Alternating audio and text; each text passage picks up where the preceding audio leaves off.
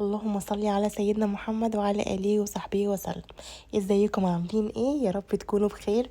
نقفل بقى الترند بتاع جمهورية احمد وامل على كده ونرجع للوصفات بتاعتنا. هنعمل النهارده اللحمة المشوية والكفتة والطرب، ولا احسنها كبابكي. يلا اقول لكم بقى المكونات من غير رغي كتير. اول حاجه معايا لحمه اهي، لازم تكون من الفلتو او بيت الكلوة، دي احسن يعني قطعيه للشوي. معايا بقى عصير بصل او الميه بتاعه البصل، وشايله طبعا التفل، وكمان عصير طماطم 3 طماطمات كده، ربع كوبايه خل، ربع كوبايه عصير ليمون، ملح وفلفل اسود فقط. هي دي التتبيله بتاعه اللحمه بتاعتنا.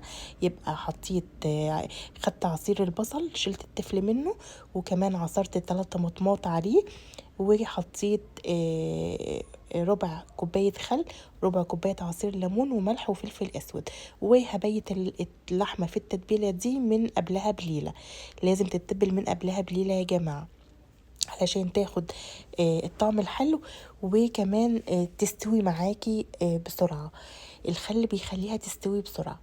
تمام كده، هسيبها بقى في التتبيله كده. وطبعا لازم تقطعيها شرايح رفيعه.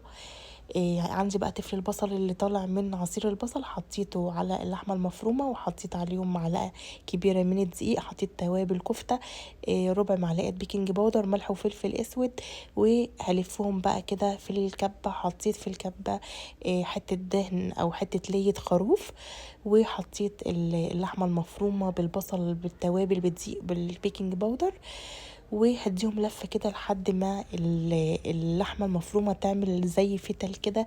يبقى كده تمام، اللحمة المفرومة جاهزة معانا كده للكفتة المشوية. برضو هتبلها من قبلها بليلة، هغطيها بستريتش راب، وهشيلها في التلاجة مع اللحمة اللي هنشويها طبعا. جيت بقى هنا الصبح لقيت عندي كده منديل اللي هو ده هنعمل طرب، حطيت فيه حتة من اللحمة المفرومة اللي احنا تبلناها قبلها بيوم. ده منزلي يا جماعة، المنزل اللي بيبقى في الخروف اللي اسمه طرب. فحطينا فيه اللحمة مفرومة كده، وبنلفه زي الرول، وبنضغط عليه وبنقطعه يعني زي صوابع صغيرة كده، او الحجم اللي انت عايزاه. بيبقى في الشوي يا جماعة تحفة، وبيبقى طعمه احلى من اللحمة المشوية والكفتة كمان. نيجي بقى هنا عشان نولع الفحم بتاعنا، نولعه كويس. وبعد كده بقى جبت ده تاني يوم، جبت اللحمة اللي انا متبلاها من قبلها بيوم، وشمي احلى ريحة لحمة بقى يا جماعة. لازم انا رافعة السلك بتاع الشواية كده علشان اللحمة ما تتحرقش مني. ده عندك اي سيخ بقى، اي خلة شيش طاووق، هتصبي عليها الكفتة. يعني انا بصراحة بعد ما عملتها كبيرة رجعت قسمتها تاني، لان عندي الشواية صغيرة مش كبيرة، فما خدتش صباع الكفتة الطويل ده.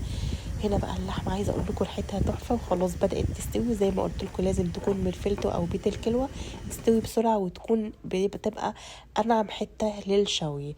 عايزه اقول لكم هنا بقى كانت الريحه تحفه، قلبت البيت كله. شوي كمان معاه بصل وفلفل وطماطم، الخضار ده بيبقى طعمه واخد طعم الشوي كده.